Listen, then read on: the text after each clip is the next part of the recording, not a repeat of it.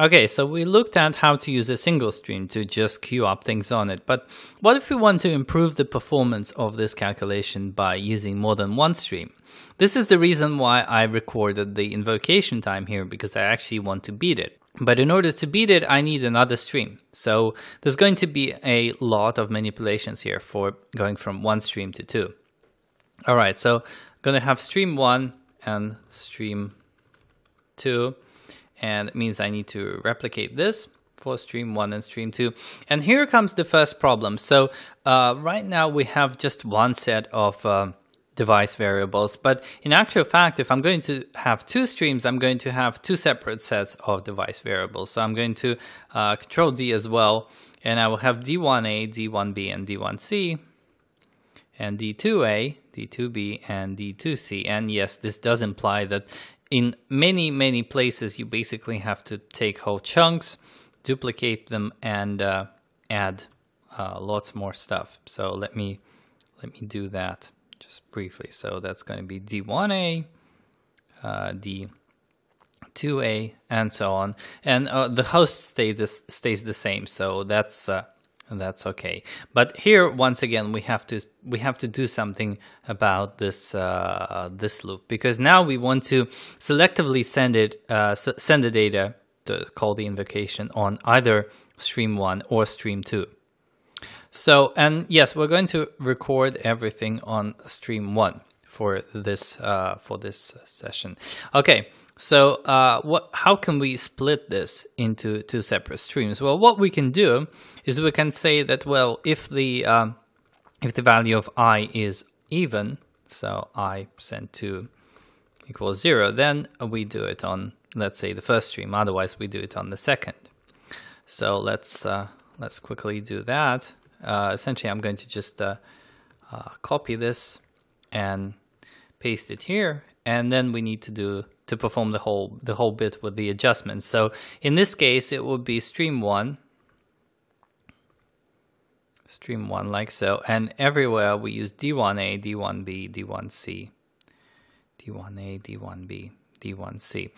And here correspondingly we need to, well, I think we can just, I think we're safe with copying this and pasting it here, and then just replacing 1 with 2.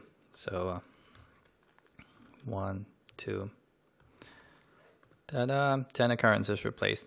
All right, so we're good in this regard, and obviously there is a lot of cleanup here. Oh yes, we need to synchronize both streams now. So that's stream 1 and stream 2, and then let's just do the whole cleanup thing.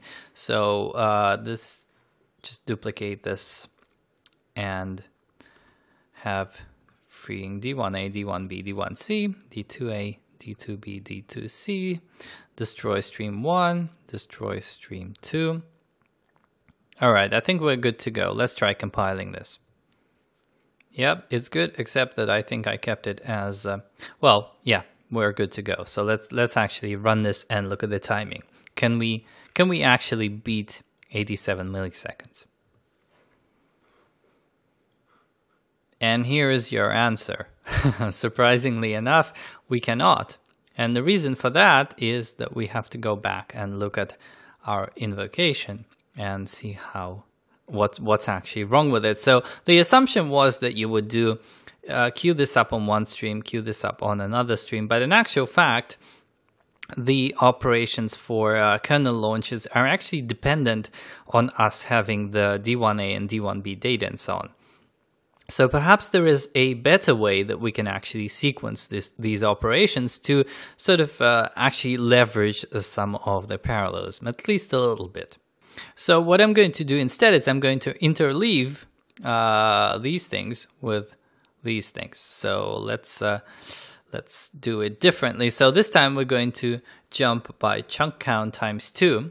And at each point we're going to do, at step I, we're going to do one stream, and at step I plus 1 we're going to do the other stream, but we're going to do them all in the same space, shall we say. So I'm going to, let me get rid of all of this. For each of the lines, I'm going to duplicate it, and I'm going to say, well, if we did this for D1A, we can now do this for D1B, for example. So in this case, D1B would also be oh, we already have one of those. Okay, so yes, let's do it for D2A, going from stream 2, and every time we have a 2, we need to shift it by an additional chunk count, because we are now doing this kind of interleaving thing. So once again, Control D here, and do this for D2B, and that's stream 2, and we need to have this line. There we go. All right, so then the kernel invocation, let me copy that. So that's stream 2 and doing it on D2A, D2B, and D2C. And then finally the final async call, once again doing it on D2C with stream 2 and adding an additional chunk count here. All right, so let's try running this. All right, so as you can see, it now takes 74 milliseconds, which is a very modest performance improvement, but it is an improvement that we got through using two streams and interleaving them together.